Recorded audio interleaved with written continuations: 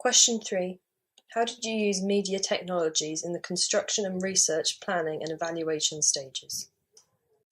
During the process of making our 3 products, the music video, the digipack and the advert, we used lots of different social media websites to upload these 2 and promote them in some way. So we used Twitter, and obviously we have a Tumblr blog, which is where all the posts go, but we also had a Facebook page where we uploaded the video to, and always had regular news and updates, things like that.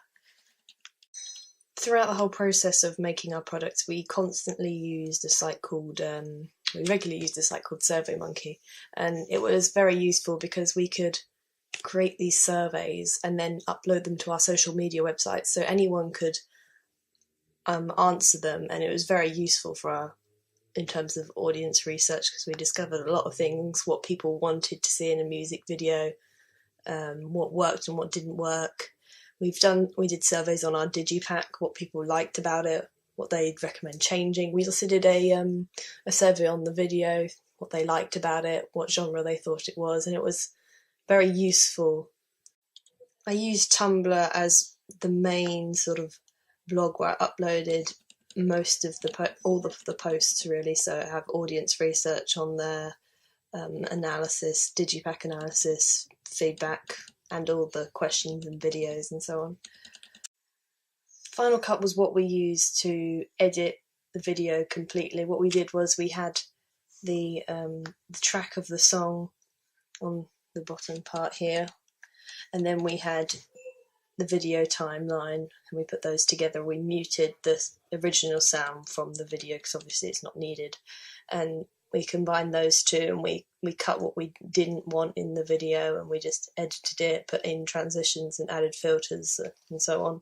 And once we'd completed the video, we exported it as a QuickTime movie, and then I later changed the format of the video, realising that a QuickTime movie would be very difficult to upload to YouTube in a good quality. So what I did was I used a program called Streamclip where you can export it in any format you want. So we did it as an MP4, which is the ideal sort of format you want for YouTube, and you can adjust the quality of your video as well, so make sure the best quality.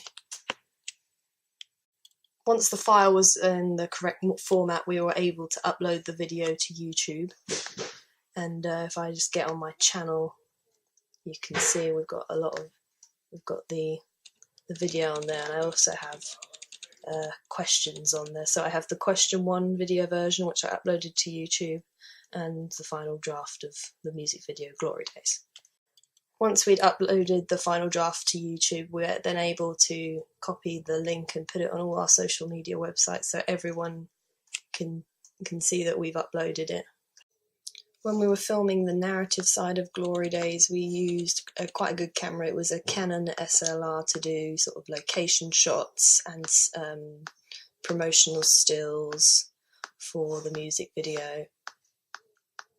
When making the digipack, we used a Canon WB5500 to take the pictures, and we got some quite good stills from there for the digipack.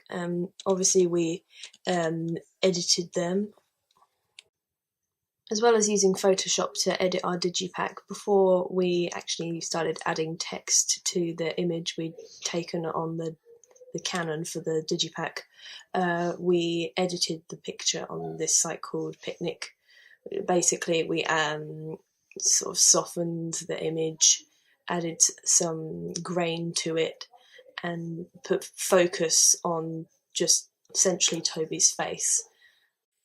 YouTube was a valuable resource because, as well as uploading our videos afterwards for the evaluation questions, I'd have to take obviously some screenshots so we could take screenshots from YouTube. I also took screenshots from lots of other videos when doing video analysis and video breakdowns and things like that. So screenshots were very important. So what you do is you do Command-Shift-4, and then you can drag your mouse over the bit you want and capture the image. You can then use that image for whatever you want if you want to answer a question. So Tumblr is where I upload all my posts. It is the main sort of thing. So we do things like digipack analysis, and we got these images from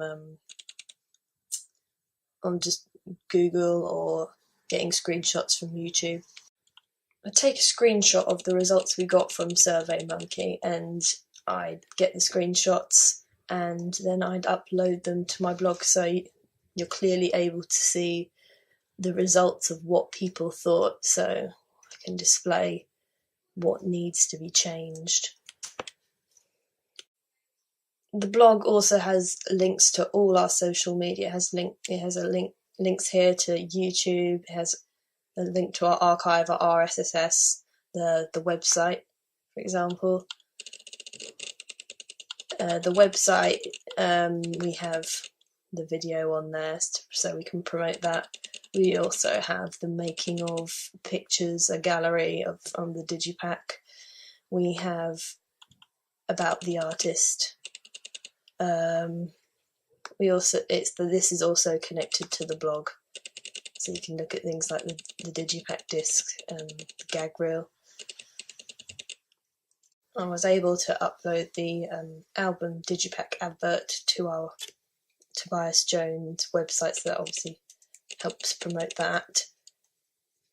We used a program called Wix to develop the website. It's free and it's very easy to use, quickly create a website and able to utilise the tools. Fairly easy to create a home page and all these things above here. So you've got the home, album, about, contact, blog.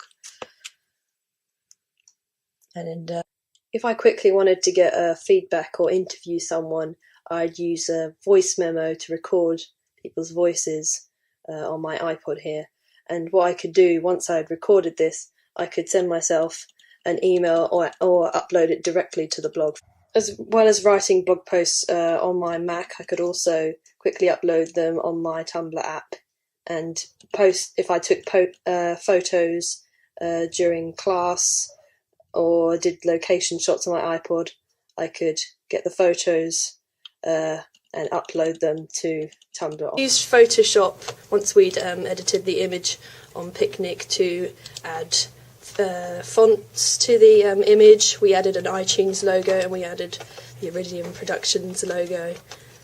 We got several of these images from Google, such as the 5 stars. What we did was we cut out the stars with the magic wand tool, so then it was just the stars.